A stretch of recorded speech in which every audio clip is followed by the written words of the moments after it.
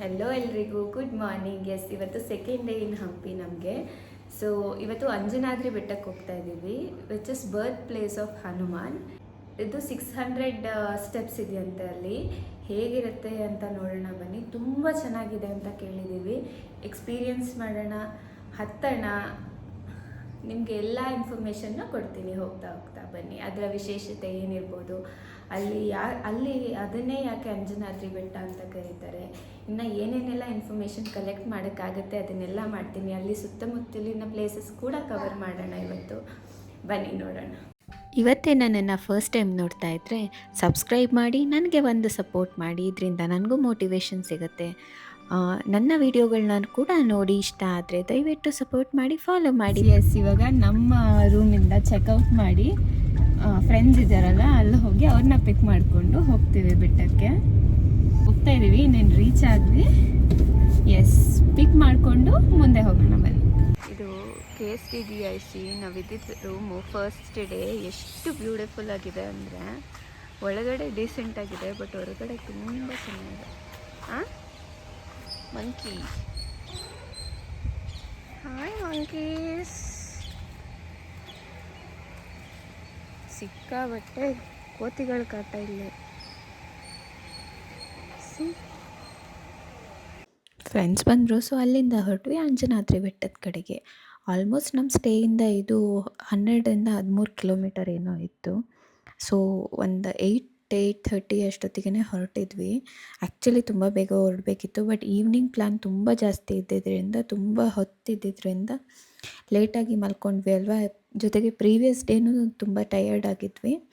ಅದಕ್ಕೆ ಸ್ವಲ್ಪ ಓಕೆ, ಒಂದು 8:30ಗೆ ಹೊರಡೋಣ, ಬಿಸಿಲೇನಿರಲಿಲ್ವಲ್ಲ, ಸೊ ಇಟ್ ವಾಸ್ ಫೈನ್ ಅಂತ ಅಂದ್ಕೊಂಡು ಅಷ್ಟೊತ್ತಿಗೆ ಹೊರಟಿದ್ದೀವಿ. ಬ್ರೇಕ್ಫಾಸ್ಟ್ ಏನೂ ಮಾಡಿರಲಿಲ್ಲ, ಅದಕ್ಕೇ ಫ್ರೂಟ್ಸ್ನ ತಿನ್ಕೊಂಡು ಹೋಗ್ತಾ ಇದ್ದೀವಿ. ತುಂಗಭದ್ರಾ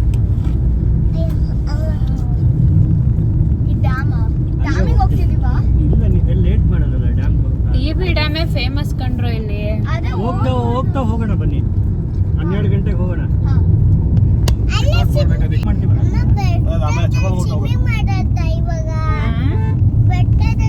ಬೆಟ್ಟದಲ್ಲಿ ಸ್ವಿಮ್ಮಿಂಗ್ ಮಾಡಕ್ಕಾಗುತ್ತೆ ಚಾರು? ಬೆಟ್ಟ ಸ್ವಿಮ್ ಮಾಡ್ತಿದ್ದಕ್ಕೆ ಅಲ್ಲ, ಚಪ್ಪಲಿ ಹಾಕೊಂಡು ಬೆಟ್ಟ ಹತ್ಬೇಕಾ, ಚಪ್ಪಲಿ ಬಿಟ್ಟು ಬೆಟ್ಟ ಹತ್ಬೇಕಾ? ಅದೇ ಕ್ವಶನ್. ಬೆಟ್ಟ ಹತ್ತೋದು ಅಲ್ಲಿ ಬಿಡಕ್ ಜಾಗ ಇಲ್ಲ, ಸಿದ್ರ ಬೆಟ್ಟದಲ್ಲಿ ಬಿಡ್ಲಿಲ್ಲ ಚಪ್ಪಲಿ ಹಾಕೊಂಡು ಹತ್ತಕ್ಕೆ. ಹೌದಾ? ಯಾವ ಬೆಟ್ಟದಲ್ಲೂ ಬಿಡಲ್ಲ. ಮೆಟ್ಲು ಕ್ಲೀನ್ ಆಗಿದ್ರೆ ಹತ್ತಬಹುದು ಅಂತೆ. ಮಾಡ್ಲಿಲ್ಲ, ಆರಾಮ್ ಇದು. ಚಾವಣಿ ಬೆಟ್ಟದಲ್ಲಿ ಬಿಡ್ತಾರೆ, ಚಾವಣಿ ಬೆಟ್ಟದಲ್ಲಿ ಬಿಟ್ರು ಬೆಟ್ಟ ಹತ್ಕೊಂಡು ಇದು ಚಪ್ಪಲಿ ಹಾಕೊಂಡು ಹತ್ತಕ್ಕೆ. ಇಲ್ಲಿ ಮೇನ್ ಏನಂದ್ರೆ, ಬೆಟ್ಟ ಹತ್ತಿದ ತಕ್ಷಣ ಇಮಿಡಿಯೇಟ್ ಆಗಿ ಟೆಂಪಲ್ ಸಿಗತ್ತೆ. ಕೆಲವ್ರು ಹತ್ತುತ್ತಾರೆ, ಕೆಲವ್ರು ಹಂಗೆ. ಅದು ಭಕ್ತಿ ಮೇಲೆ ಡಿಪೆಂಡ್ ಅಲ್ಲ, ಸ್ಟೇಡ್ ಎಲ್ಲ ಇದ್ರೆ ಹತ್ಬೋದು ಆರಾಮಾಗಿ, ತೊಂದರೆ ಇಲ್ಲ. ಬಿಸಿಲು 6 ಮೆಟ್ಲು 1 ನಿಮಿಷ. ಶೇಡ್ ಇರೋ ಡೌಟ್ ನನ್ಗೆ, ಯಾಕಂದ್ರೆ ಫುಲ್ ಶೇಡ್ ಇದೆ. ನಾನ್ ನೋಡಿರೋ ವಿಡಿಯೋಸ್ ಅಲ್ಲಿ ಶೇಡ್ ಇಲ್ಲ. ಫುಲ್ ಶೇಡ್ ಇದೆ, ನೋಡಿದೆ. ನಾನು ನೋಡಿದ್ನಲ್ಲ ವಿಜಯ್ ವಿಠಲ್, ಅದೇ ಫುಲ್ ಶೇಡ್ ಇದೆ. ಅಲ್ಲ, ಕೆಳಗಿಂದ ಇದೆ, ಮೇಲೊಂದ್ ಸ್ವಲ್ಪ. ಕೆಳಗಿಂದ ಮೇಲ್ ತನಕನೂ ಶೇಡ್ ಇದೆ. ಸಾನಾಪುರ್ ಲೇಕ್ ಹಿಂಗೆ ಹೋಗ್ಬೇಕು. ಅಂತೂ ಒಂದು 35-40 ಮಿನಿಟ್ಸ್ ಡ್ರೈವ್ ಆದಮೇಲೆ ಅಂಜನಾದ್ರಿ ಬೆಟ್ಟ ಕಾಣ್ತಾ ಇತ್ತು. ಇಲ್ಲೇ ನೋಡಿ, ಕಾಣ್ತಾ ಇದೆಯಲ್ಲ ಮೇಲೆ, ಅದೇ ಬೆಟ್ಟದ ಮೇಲಿರೋ ಟೆಂಪಲ್ಲು. ಇವಾಗ ಇಲ್ಲಿಂದ ನಾವು ಕೆಳಗಡೆಯಿಂದ ಬೆಟ್ಟದ ಮೇಲೆ ಹತ್ತಬೇಕು. ಸೊ ಲೆಫ್ಟಲ್ಲಿ ಪಾರ್ಕಿಂಗ್ ಇದೆ, ಅಲ್ಲಿ ಹೋಗಿ ಗಾಡಿನ ಪಾರ್ಕ್ ಮಾಡಿ ನಮ್ಮ ಬೆಟ್ಟ ಹತ್ತೋದನ್ನು ಶುರು ಮಾಡೋಣ. ಇದು ಆಲ್ಮೋಸ್ಟ್ ಒಂದು 600 ಮೆಟ್ಲಿದೆ ಅಷ್ಟೇ, ತುಂಬ ಏನು ಕಷ್ಟದ್ದಿಲ್ಲ. ಬಟ್ ಹೌದು, ಬೆಳಿಗ್ಗೆನೇ ಹೋಗಿ ಹತ್ತಿ ದೇವ್ರ ದರ್ಶನ ಮಾಡಿ ಹನುಮಾನ ದರ್ಶನ ಮಾಡಿದ್ರೆ ಏನೋ ಒಂಥರ ಖುಷಿ. ಬನ್ನಿ ಹೋಗೋಣ. ಜೊತೆಗೆ ನಮಗೆ ಮೊದಲೇ ಬೆಟ್ಟ ಹತ್ತು ಹುಚ್ಚಿರೋದ್ರಿಂದ ಎಲ್ಲಿ ಬೆಟ್ಟ ಸಿಕ್ಕಿದ್ರು ಫಸ್ಟ್ ಟ್ರೆಕ್ ಮಾಡೋಣ ಅಂತಲೇ ಇರ್ತೀವಿ. ಸೊ ಇಲ್ಲೂ ಒಂದು ಆಪ್ಷನ್ ಸಿಕ್ತು, ವೈ ನಾಟ್. ಚಾರ್ವಿ ಇದ್ದಾಳೆ, ಹೌದು, ಅವಳಿಗೂ ಬರ್ತಾ ಅಡ್ಜಸ್ಟ್ ಆಗ್ತಾ ಇದ್ದಾಳೆ, ಅವಳು ರೆಡಿ ಇದ್ದಾಳೆ ಹತ್ತಕ್ಕೆ. ಆಗಿಲ್ಲ ಅಂದರೆ ನಾವು ಎತ್ಕೊಂಡು ಹತ್ತೀವಿ ಅಷ್ಟೇ. Yes, let's go guys. ಇದೆ ನೋಡಿ ಎಂಟ್ರೆನ್ಸು. ಇಲ್ಲಿ ಅಫ್ಕೋರ್ಸ್ ಬೇರೆ ಟೆಂಪಲ್ಗಳಲ್ಲಿರೋ ಥರ ತುಂಬ ಅಂಗಡಿಗಳಿದೆ. ಅಲ್ಲಿ ನಾರ್ಮಲ್ಲಾಗಿ ಏನೋ ಪ್ರತಿಮೆಗಳು, ದೇವ್ರ ಪ್ರತಿಮೆಗಳು, ಅದು ಇದು ಅಂತ ಇದೆ. ಅದ್ರ ಜೊತೆಗೆ ಹನುಮಾನ್ಗೆ ರಿಲೇಟೆಡ್ ಆಗಿರೋ ತುಂಬ ಐಟಮ್ಸ್ ಇದೆ. ಗದೆ ಇರ್ಬೋದು, ರಾಮನ ಪ್ರತಿಮೆ ಇರ್ಬೋದು, ಹನುಮಾನ್ ಪ್ರತಿಮೆಗಳಿರ್ಬೋದು, ಆ ಥರ. ನೋಡಿ, ಇಲ್ಲಿ ಇನ್ನೊಂದು ವಿಶೇಷತೆ ಏನು ನಾವು ಅಬ್ಸರ್ವ್ ಮಾಡಿದ್ವಿ ಅಂದರೆ, ಬೆಟ್ಟದ ಸುತ್ತ ಈ ಥರ ನೀರು ಹರಿತಾ ಇದೆ. ಅದರ ಏನೋ ಬ್ಯಾಕ್‌ಗ್ರೌಂಡ್ ಗೊತ್ತಿಲ್ಲ. ಬಟ್ ಅದನ್ನಂತೂ ಅಬ್ಸರ್ವ್ ಮಾಡಿದ್ವಿ. ನೋಡಿ ಬಂದ ತಕ್ಷಣ ರಾಮನ ದರ್ಶನ ಆಯಿತು. ಯಾಕಂದರೆ ರಾಮನ ಬಂಟ ಹನುಮಂತ. ಸೊ ಬುಡದಲ್ಲಿ ರಾಮನ ಪ್ರತಿಮೆ ಇದೆ. ಅಲ್ಲಿಂದ ಮುಂದೆ ಹೊರಟು ಬೆಟ್ಟ ಹತ್ತಕ್ಕೆ ಶುರು ಮಾಡಿದ್ವಿ. ಅಲ್ಲೇ ಕೆಳಗಡೆ ನಾವು ಚಪ್ಪಲಿಗಳನ್ನ ಬಿಡೋಕ್ಕೆ ಸ್ಟ್ಯಾಂಡ್ ಇದೆ. ಅಲ್ಲಿ ಬಿಟ್ಟು ಅಲ್ಲಿಂದ ಮುಂದೆ ಹೊರಡ್ಬೋದು. ಚಾರ್ವಿ ಮುಂದೆ ಹೋಗ್ತಾ ಇದ್ದಾಳೆ. ಆಂಟಿ ಎತ್ಕೊಂಡಿದ್ದಾರೆ. So yes, let's go guys.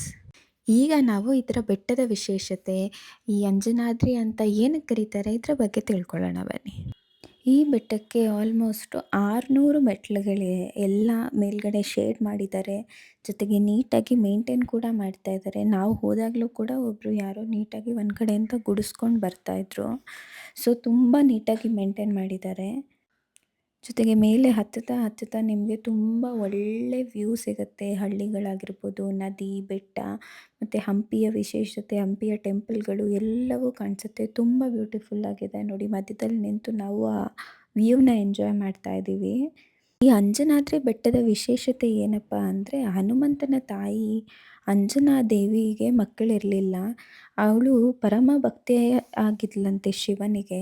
So ಆಕೆ ಇಲ್ಲಿ ಕೂತು ವರ್ಷಾನುವರ್ಷಗಳು ತಪಸ್ಸು ಮಾಡಿ ವಾಯುದೇವನ ಅನುಗ್ರಹದ ಜೊತೆಗೆ ಹನುಮಂತನನ್ನು ಪಡೆದ ಜಾಗ ಇದು ಅಂತ ಇದನ್ನು ಅಂಜನಾದ್ರಿ ಬೆಟ್ಟ ಅಂತ ಕರೀತಾರಂತೆ. ಸೊ ಇದು ತುಂಬ ಪವಿತ್ರವಾದ ಸ್ಥಳ. ಬೆಟ್ಟ ಹತ್ತೋ ಖುಷಿಯ ಜೊತೆಗೆ ನಾವು ಆ ದೇವರಿಗೆ ತುಂಬ ಹತ್ತಿರ ಆಗ್ತಾ ಇದ್ದೀವಿ ಅನ್ನೋ ಫೀಲ್ ಬರುತ್ತೆ. ಮೇಲೆ ಹತ್ತುತ್ತಾ ಜೊತೆಗೆ ಏನೋ ಒಂದು ಪ್ರಶಾಂತತೆ ಇದೆ ಮೇಲ್ಗಡೆ ಹೋದ ತಕ್ಷಣ. ಸೊ ದಯವಿಟ್ಟು ಹೋಗಿ, ಯಾರೆಲ್ಲ ಹಂಪಿ ಕಡೆ ವಿಸಿಟ್ ಮಾಡ್ತೀರಾ, ಹೋಗ್ತೀರಾ, ಬೆಳಗ್ಗೆ it hardly takes 2 to 2.5 hours ಮೇಲೆ ಹೋಗಿ ಕೆಳಗಡೆ ಬರೋಕ್ಕೆ. ತುಂಬ ದೂರ ಏನಿಲ್ಲ. You can definitely try this place. ಮೇಲೆ ಹತ್ತಿ ಹನುಮಾನ್ ದರ್ಶನ ಮಾಡಿಕೊಂಡು ಮತ್ತೆ ಕೆಳಗೆ ಇಳಿಯೋಕ್ಕೆ ಶುರು ಮಾಡಿದ್ವಿ. ಹತ್ತುತ್ತಿರೋರಿಗೆ ಇನ್ನೂ ಮೋಟಿವೇಶನ್ಗೋಸ್ಕರ ಎಲ್ರೂ ಜೈ ಹನುಮಾನ್ ಜೈ ಶ್ರೀರಾಮ್ ಹೇಳ್ಕೊಂಡು ಹತ್ತುತ್ತಾ ಇದ್ದಾರೆ. ನಾವಾಗಲೇ ಇಳಿಯೋ ಟೈಮ್ ಬಂದಿತ್ತು. ಇಟ್ಸ್ ಆಲ್ಮೋಸ್ಟ್ 10:45, 11 ಆಗಿತ್ತು. ಸೊ ಸ್ವಲ್ಪ ಬಿಸಿಲು ಬಂದಿತ್ತಲ್ಲ, ಅವರಿಗೆಲ್ಲ ಟಯರ್ಡ್ ಆಗ್ತಾಯಿತ್ತು. ಜೊತೆಗೆ ಅವರು ಮೋಟಿವೇಶನ್ ತೊಗೊಂಡು ಹತ್ತುತ್ತಾ ಇದ್ರು. ಬನ್ನಿ ಹೇಗಿತ್ತು ತೋರಿಸ್ತೀನಿ.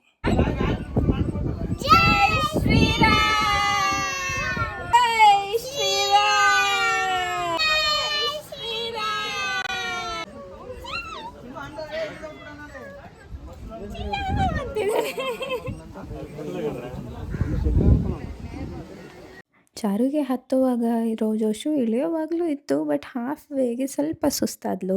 ಬೆಳಗ್ಗೆ ಬ್ರೇಕ್ಫಾಸ್ಟ್ ಕೂಡ ತಿಂದಿರಲಿಲ್ವಲ್ಲ, ಬೇಗನೆ ಎದ್ದಿದ್ಲಲ್ಲ ಅದಕ್ಕೆ. ಸೊ ಪಟ ಅಂತ ಕೆಳಗಡೆ ಹಿಡ್ಕೊಂಡು ಬಂದ್ವಿ. ಕೆಳಗಡೆ ಇಳಿಯೋವಾಗ ಏನು ಕಷ್ಟ ಆಗಲಿಲ್ಲ, ಬೇಗ ಇಳಿದ್ವಿ. ಬಟ್ ತುಂಬಾ ಜನ ಹತ್ತುತ್ತಾಯಿದ್ರು ನೋಡಿ.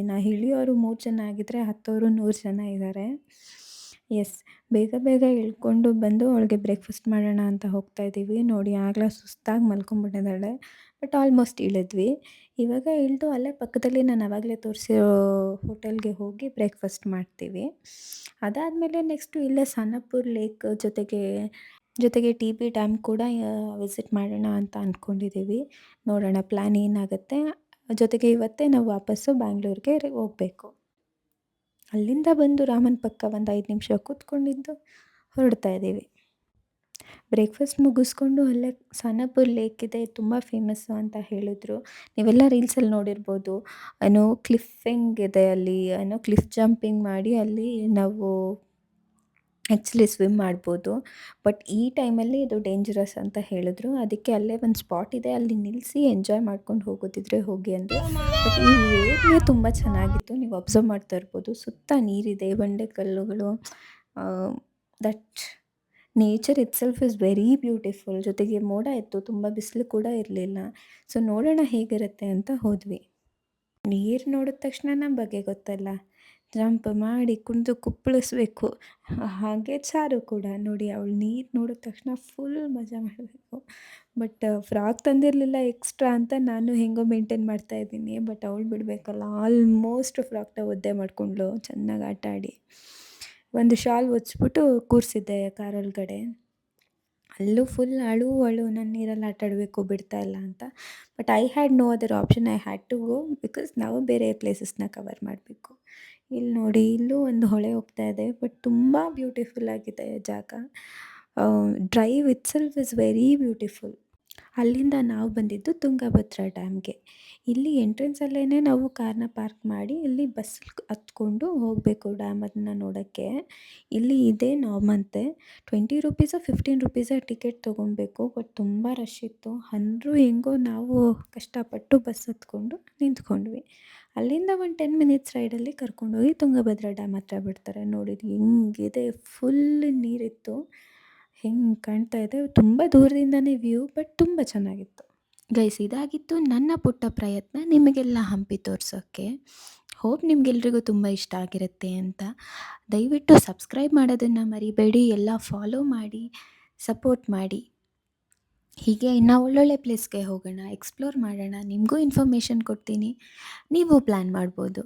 S, thank you so much guys. Keep supporting, keep watching, take care, bye.